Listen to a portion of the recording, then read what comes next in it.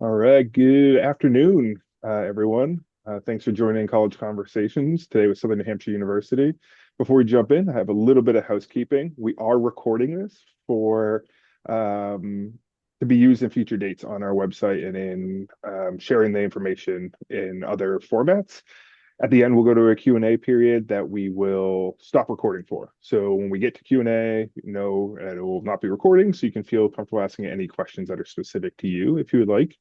And also a disclaimer that this webinar series is being hosted by Granite Edvance, and while we're striving to bring information about the broad range of educational opportunities, we're not endorsing any one specific educational institution or pathway. So, like I said, welcome to College Conversations. This is a webinar series to help New Hampshire students and families get to know the options right in their backyard. Every institution has something unique to offer, has its own personality, and we thought, who better than some of the admissions professionals working at these institutions to come on and share what makes their institution unique, special, some of the offerings that they have that you may not find elsewhere. So today I have with me the wonderful Amelia, the new director of admission at Southern New Hampshire University. Amelia, we said we'd keep these relatively brief for people so they're not slogging through an hour of conversation. So we can just jump right into it. I'd love for you to introduce yourself, share a little bit about your background, who you are, and then I have some questions for you. Sure. Thank you so much, Matt, for having me. Hi, everyone. My name is Amelia Duane. I am the Director of Campus Admission at Southern New Hampshire University. I am a two-time graduate of the institution, so I am a bit biased. I think we're a pretty cool place to be. But I graduated in 2019 and started right on board with our admission team, working with transfer and graduate domestic students, which gave me a really great background and foundation as I was a transfer student myself. So I actually went out of state, born and raised in New Hampshire, and then found my way back to New Hampshire. So it's nice to have these college conversations about institutions in our backyard, as Matt alluded to. So I've been with the institution for a little over 7 years now, kind of progressively worked my way through and stepped into the director's role in April. Outside of that, I am big into going on walks outside of my dog, being outside, enjoying all of this lovely weather that we have, and I'm a very big proponent of higher education as it looks in different iterations for everybody. So I'm very excited for us to chat today. Thank you. Awesome. Well, all right. You mentioned dog. You got to tell us a little bit about Yes. your dog, right? We can't just say Yes. dog Yeah. and then not Yeah. talk about your dog. Tell us about your dog. Yeah. She is my child, right? She is my child. She's 5 years old. I rescued her when she was 7 months. Yeah. She came from Mississippi, and during that time of year, it was Thanksgiving. So they named all the dogs after Thanksgiving food. So her initial name was Stuffing. Nice. And I changed it to Willow. I had my heart set on Willow, and Stuffing was a close second for me. She's my little wild child. She's a mixed mutt, if you will, and we've done like a pet DNA test on her, and she's actually 15 different breeds. So I can't really tell you what she is. She's just a mix of things. Yeah. But she loves to we call her little baked potato too in the sun because she just loves to sit in the sun. And she's like, it's hot, she's panting and everything. I'm like, go inside. She goes inside, she stares at me through the window. And so it's like we love the summer together. But thank you for asking. She is definitely my child. Yeah. That's awesome. It sounds kind of similar to our dog. She's 10 now, but we rescued her when Okay. she was 6 months old. And Yeah. they did famous artist names when they were going to the Humane Okay. Society. So our Yeah. dog, who's now Lupin, after the flower or the Harry Potter Hmm. character, whichever one Yeah. makes you happiest, was Right. named Cher. And I Wow. was like, Okay. nothing against Cher, but I can't have a Yeah. dog named Cher. And luckily, she'd only been Right. at the Humane Society for like a week, so I don't think she Right. had really learned too much about that yet. But Yeah. Yeah. also, No, I super love mutt it. lays in the sun Yeah. panting. You're like, there's shade Yeah. 4 feet over. You can get Right. there. What are you Right. doing? But yeah, Yeah. Yeah. I dogs, think there was they're the another best. one named Gravy. Hmm. And I was like, oh wow, they're really Yeah, going they after lean it. But fully yeah. into it. Yeah. Nice. Yeah. All right. Well, now we've got the most important part of this conversation out of the way, dogs. Absolutely. Let's jump Yes. into Southern New Hampshire. Let's do So it. I imagine there's not a lot of people who haven't heard about Southern New Hampshire, right? You Hmm. guys have great brand awareness and reach. There's the whole music venue in Manchester, the Southern New Hampshire Arena. But for Hmm. people who don't know beyond like of hearing the name, give us a high level. Like, tell us about Southern New Hampshire. What makes it stand out here in New Hampshire, and What type of student really thrives there? Sure, great question. So, going back to quick history lesson, as we must, we were founded in 1932 as New Hampshire College, right in downtown Manchester, small accounting and secretarial school.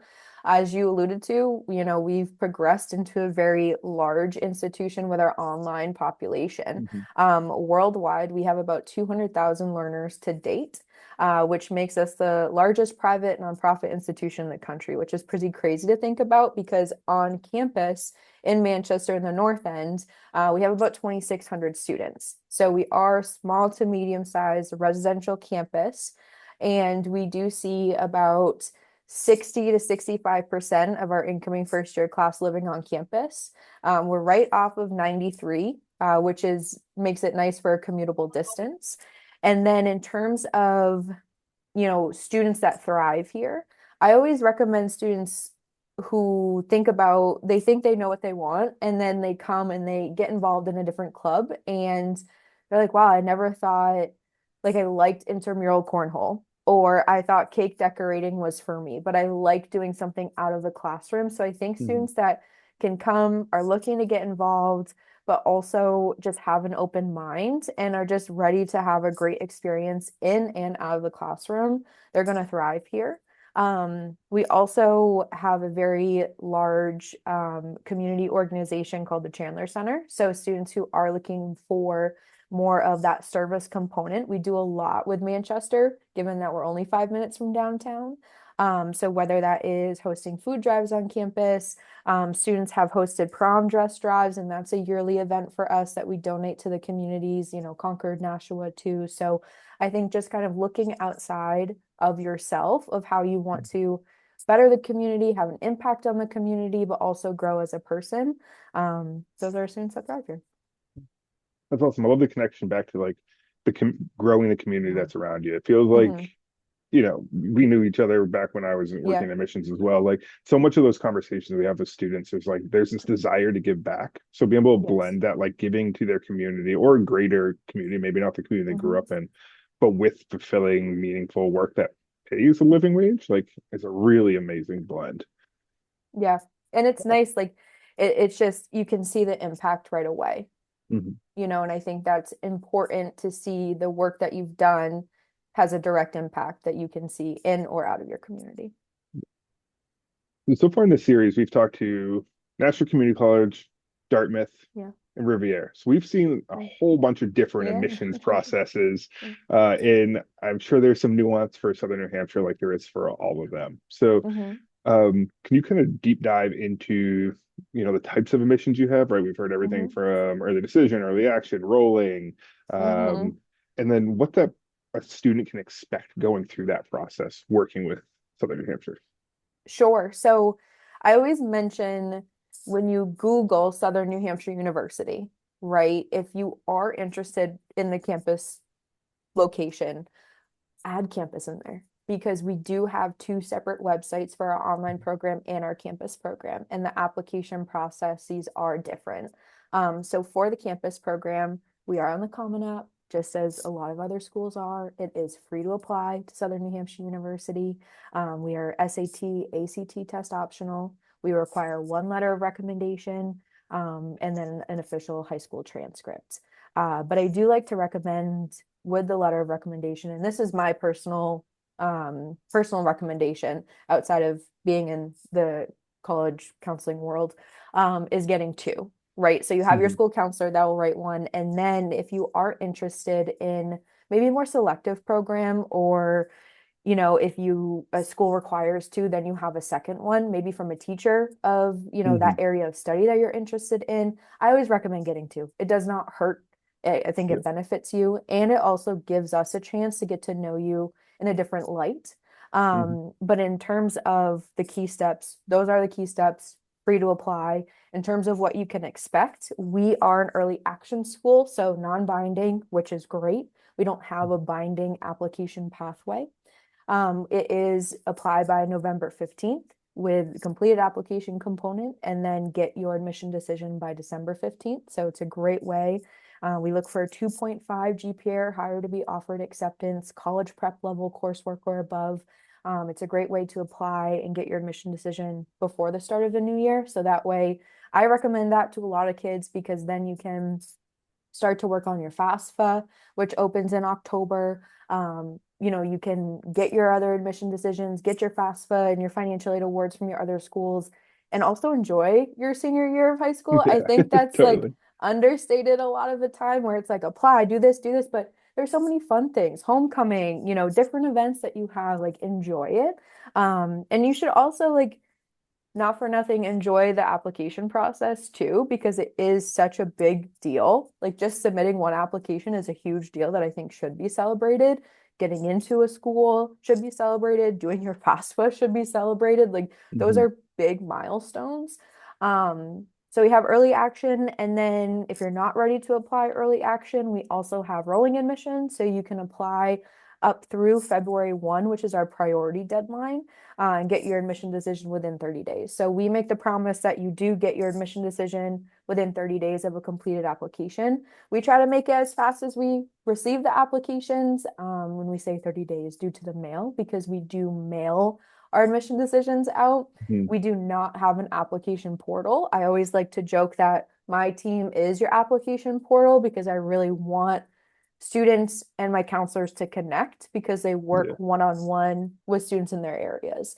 Um, so if you call one of my counselors, you're from Pinkerton Academy, you're like, hey, just checking on the status of my application, they will share with you. Like, if you just got accepted, they want to have that conversation with you. Again, like it's a celebratory time.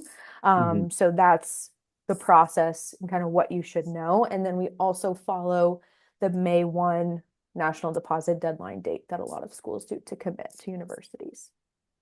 And one thing I want to ask you to kind of go a little bit deeper on is test scores. You said test optional. Mhm. So in what ways can test scores help a student? And do submitting test scores ever hurt a student?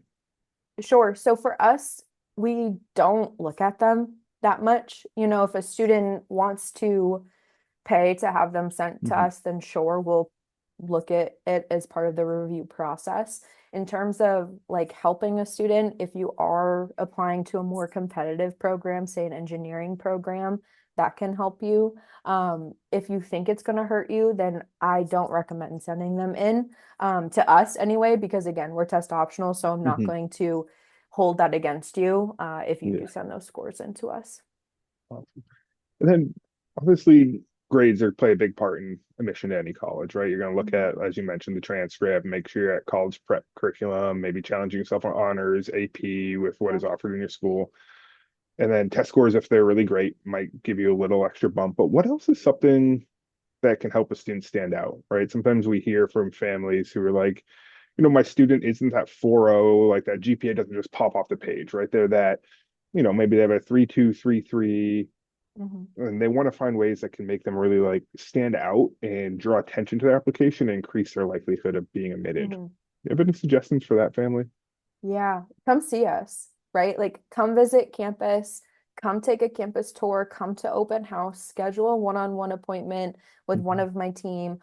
Or if you can't make it to campus, we're happy to come to you. So if you were to send me an email, Matt's my student, right? Send me an email. I'm like, hey, you know what? I really want you. I can't like come to campus on this date, but can you come meet with me at my Mhm. school? I have some questions, or I'm a little nervous. Maybe I didn't have the best grade in algebra 2 and I want to talk to you about that. I'm happy to come to your school. And we have the capability now, though I think a perk out of COVID is that we're all virtual, right? Like I Yeah. can send you a meeting invite so we can talk face to face. I think that is so helpful because I'm going to get a lot more out of that conversation with you than just looking at a grade on a transcript. And so let's have a conversation. Let's talk through the process. If you're worried about anything too, then let's, be open and transparent because we're not trying to hide anything either. If we say, hey, you wanted to apply early action, but maybe you're at a 249 and you're like, you know what, I'm doing really well senior year, then that's okay. You can apply rolling admission, but just keep us posted through that process. Mhm. That's awesome. I like that commitment to like individual student success. Hmm. Um, when we think about financial aid, right? That's kind of like the next thing in that admissions process that a lot of Hmm. families think about. Some schools and people working at think like admission financial, they're separate, but from families going through the process, that's on next thing on the line. What do families need to know about scholarships, financial aid in general, affordability at Southern New Hampshire? Yeah. I always recommend people, again, like having a conversation with us. So we have a dedicated student financial service team that director and myself, we talk every day. He was actually just in my office and I said, I've got to go to a meeting. So we talk all the time. And what I want families to know is that we want to work with you. We don't want to just say, thanks so much for your financial aid application. Here's your bill and what you owe us. Let's have a conversation about it. Their team also conducts a tuition planning worksheet, which outlines the cost per semester. So it's a really great breakdown to see how tuition, individual charges, loans, and grants are applied line by line to really understand your out-of-pocket costs per semester and per year. So that's a really helpful planning tool because being in a Manchester location where we are, students in New Hampshire do have the option to commute or live on campus. So if Mhm. you're looking for both of like, hey, I want to see the cost for both, then they're able to do that for you. And so we're able to help counsel in terms of scholarships. We do offer merit scholarships to students. We have three different ones that we offer. We have a $4,000 presidential scholarship to students that have a 3.5 GPA and above. We offer a $3,000 Dean Scholarship to our engineering program for students that have a 3.5 GPA and above. And we offer a housing scholarship to students that have a 3.0 GPA and above and are looking to live on campus. So that's offered through the admission process. You don't have to apply for scholarships outside of that. So when my team reviews the application, whatever a student qualifies for, that's on the acceptance letter to them. After students here, so their spring semester of their first year, we actually have named and endowed scholarships that students can apply for through the university. So they're released every February into March. And students can apply right on the My SNHU portal. And there are different ones depending upon what program students are in, backgrounds they're coming from, demographic information. So there is a wide variety of those named and endowed scholarships. Mhm. So, and then we also have institutional aid that we provide to students. And I also, to flip it back on Matt, always encourage our New Hampshire students to work with Granite Edvance and the New Hampshire Charitable Foundation too. Yeah, we appreciate that recommendation. And Yeah, we just had New Hampshire Charitable in our office doing like a little refresher for our team. And nice. I knew they gave away a lot of money, but Hillary Mm, reminded us that it was around $8 million a year in scholarships they give out just to New Hampshire residents. that's So it's a amazing. huge amount of money. Mhm. And Granite Advance, we are doing $1 million this year. So yes, please use the Yeah. scholarship resources in the state. Yeah, and if Uh, I may, Matt, yeah. too, I always like to recommend because sometimes people they'll ask, what should I write about? Right? You did this Mhm. essay, any supplementals you have for other institutions that you have to include. I always recommend notes app on your phone, or if you have a notebook and you have different ideas, write them down. You might not use them for an essay, Mhm. but if you're like, you know what, I really liked this experience that I had, or maybe this impacted me, or I'm passionate about this, keep a tally of them because then you can Yeah. pull them for different scholarships. So you're not Mhm. starting from scratch, again, trying to enjoy senior year Right. and kind of having different things on your mind. Yeah, I think that's great advice. And for us at Grand Advance, we encourage people to write. There's various essay prompts you can write about. If Mhm. you've already written something for your Common Mhm. App, like we're not going to be upset if you repurpose that here, right? For Yes. us, we want to just learn more about the student. And I feel like a lot of times, even in admission applications, we hear about how a grandparent or somebody in the community influenced them, but we learn so much about that grandparent, but not as much about the student. So make Right. sure we're always coming back to that the how it impacts you and sets you up for future success. So, all right, we've done admissions, we've done financial aid. So now they pay the enrollment deposit for on May 1st, and Mhm. now they're a student. What does a Yeah. day look like for a student or a week, whatever makes most Yeah. sense for this analogy? Yeah. Uh, what's a day look like for a student on campus in Manchester, right? We'll put online separate because that Yeah. varies so much. Let's talk Yeah. campus. Yeah. So we have a Dunkin' Donuts on campus. So you have to, like, students start there, right? Like, Right. doesn't matter if it's 8 a.m. it's noontime, 1 o'clock, they always Hmm. start at Dunkin's. Can you use Flex Cash there? Yes. All right. Yes, so our team, it's open during the academic year and closes in the summer. Hmm. So our team, we try to beat the students. If you want your team on time, on site at 8 a.m., we're there at 7:30.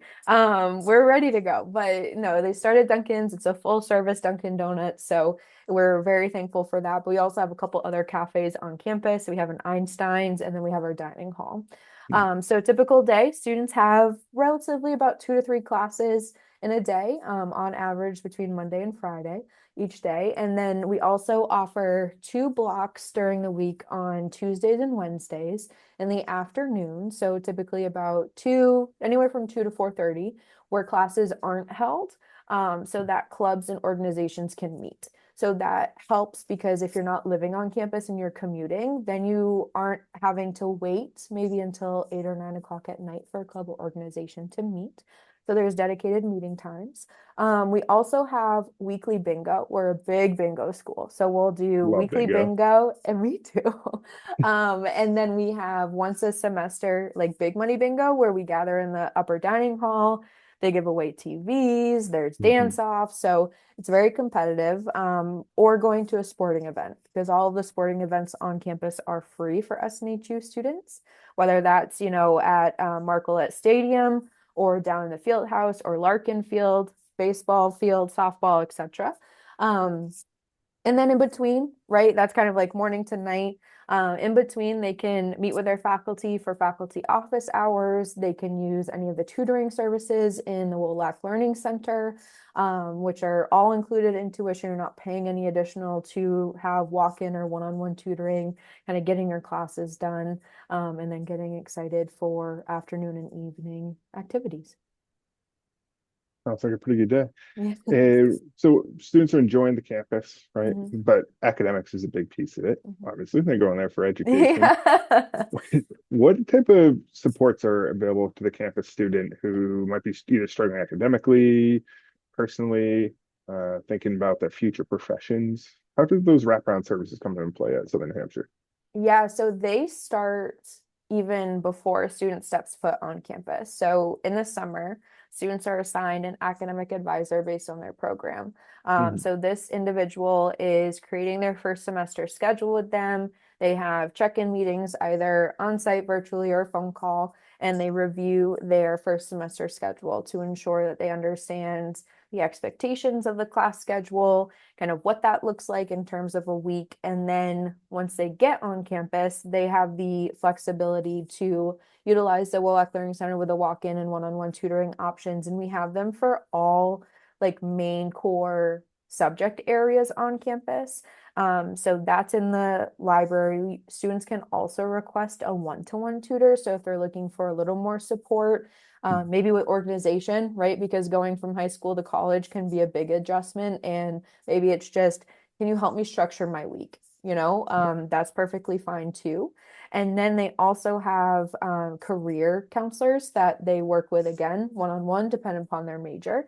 And we recommend students meeting with their career counselors their first semester on campus to, as you alluded to, Matt, like chatting about career outcomes, chatting about their major, understanding what they can do with a psychology degree, what students are Mhm. doing with internships, what students are doing post graduation. Are they going to grad school? Are they entering the workforce? What does that look like? And then also having the very honest and transparent conversation of if you don't like what you're studying, great. We have 70 programs. So there are other opportunities for you to change your major, for you to change your mind, and that's okay. And then if a student is looking to transition any accommodations to the collegiate level, we also have a campus accessibility center that works with students the summer before they begin on campus to get any required documentation on file so they can best Mhm. support you. And they will take the lead, which I am in awe of that team because they take the lead for the students to ensure that success is kind of set up for them. So if they need to, ensure they have additional time for test taking or they can meet with faculty on a regular basis, that's set up. And then the student takes it and runs with it. And I think that's very important because their accommodations can also change over the course of 4 years if they're a traditional first year student, transfer student, whatever that looks like for them. And they will check in with students every semester. So that's pretty amazing. And then Yeah. just touching back on career, our career services are with students even after they graduate from Southern New Hampshire University. So say they land a job and they're like, this is my dream job. This is exactly what I want to do. They're there for a year or two, and they're like, actually, this is not what I thought it was going to Yeah. be. They can go back to this office. They can come in to on-site, chat with them, get their resume updated, and our career counselors will help them again, interview, job placement, negotiation. So it is a pretty incredible service that they offer. And that's for life once they're an alumni. Yes. Yep. With the alumni. And thank you for bringing up alumni. With our alumni network too, I always recommend students if they're even thinking about, I want to go to California or Mhm. I want to maybe get out of New England, make a connection with someone in our alumni network because then you can go have coffee with them or you can say, hey, do you have any recommendations? I'm coming out this way. They love to do alumni meetups, but also tap into that for your professional network too. That's awesome. Sounds like a lot of really good things. And I guess one point of clarity for me is for the accessing accessibility services. That was a Mhm. mouthful. Should have picked a different word. To get the help from accessibility services. Mhm. Is that student initiated, or does the admissions office pass anything to them for the application process? Yeah, so it's typically all student initiated. If a student discloses anything to my team, I have them connect directly with one of our accommodation specialists, and Mhm. then that specialist will reach out to the student. So that's kind of as much as we get involved, Mhm. just because they are the specialists.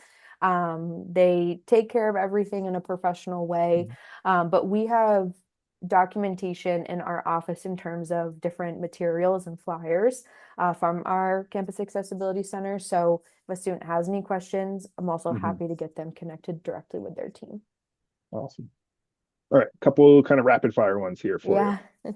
What is one program at Southern New Hampshire that you think deserves more attention than it gets, I and think our why? education program, I think we need teachers. We need more teachers. They do fantastic work. And our education program, in my opinion, is top tier. And I would love to see a program that rivals this. They get immersed in hours their first semester on campus in the Manchester Hooksett School District. They do that for 3 years, and then their last year is a full year of student teaching. Through that, they'll do the Pearson exams to be able to sit for certification in the state of New Hmm. Hampshire upon graduation. If a student is from Massachusetts and they have a different requirement, or a New Hampshire student is looking to teach in a different state, faculty will work with them to ensure that they are taking the required state practice exams to be able to sit for certification. A lot of times, students will be doing their full year of observation hours in student teaching during their senior year. And then within that school district, they're offered a position. So they're able, once they pass the exam, to start that fall. So I think it's a fantastic program. Teachers deserve all the credit in the world, in my opinion. And Superheroes. so, I think there's a lot changing for them, and that's the program I would choose. But it's hard. It's hard, right? We have 70. Yeah. I don't want to discount any of the other ones, but Yeah. teachers are very important. Yeah. Awesome. What's a misconception about Southern New Hampshire that you want to set the record straight? You want Yeah. to plant the flag in the ground and say enough of Yeah, yeah. that. We're not an online school, right? We have 300-acre campus. It's a beautiful Um, campus. yes, thank you, Matt. It's an incredible place to be. Um, we are very fortunate to be an hour from the seacoast, Boston, mountains, hop on 93. It's a very commutable area and Mhm. commutable school. And I would love people to just come visit. We're not right in downtown Manchester, even though I know we have the SNHU signage off of 293. That's not where we're located. We are right on the north end of Manchester. And we are a very traditional campus in terms of our setup, classes, 4-year programs. So not a online school. And I'll say that the campus is always super welcoming and friendly. We appreciate the partnership to host our Destination College event there 2 years ago, coming back this April. And your team's always so welcoming and supportive, and I'm always blown away by the campus. So go Well, visit. thank you. Right back Uh, at you, Matt. and all right, last question. Yeah. Somebody is thinking about Southern New Hampshire, but they're on the fence. They're just like, I don't know, is this the Mhm. right school for me? Mhm. What would you tell them? What's the one piece of advice? What a great question. I would tell them talk to people. You know, my team is great. I adore all of them. But if you want to talk to a faculty member, right? Let's set up a meeting with someone in your program. Talk to a career advisor. Talk to someone in facilities, in athletics. Anyone you see around campus, talk to them. They are all so welcoming. They all support the university. And then you're getting, for lack of like an inside scoop about what the university is like. And come see us, right? Like come see us in person. Everybody gets inundated with marketing materials, emails, physical mailings, and that's great, right? Because you can get a snapshot of different schools, but go Mhm, see your schools, go have conversations, ask questions. A lot of us have gone to our institutions that we're representing as mhm. well. So ask us questions about what it's like when we were students here. And then, 9 times out of 10, you're going to walk around with a tour guide who is a current student. Yeah. And so ask them questions about what it's like. Ask them what they like. Ask them what their favorite meal is on campus. I have a tour guide and he loves to tell everybody his Dunkin' Donuts order because he has a different order in the morning than he does in the afternoon. Because he doesn't like caffeine after 2 o'clock. So he All right. changes his to a decaf. Apparently to Nice. him, a decaf, like iced decaf vanilla latte tastes different than if it was just a regular vanilla All latte. right. So The bold to take. each their own. But like talk to them, right? Because someone may think the same.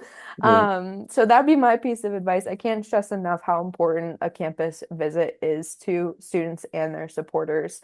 You can get a lot by coming to campus and spending even just an hour with us. And we're also happy to walk you around. If we have a setup meeting and we don't have a tour time around that, I'm happy to take students and their supporters and walk them around campus and show them the buildings, talk to them, show them the ins and outs, and don't be afraid to ask for the things that you need.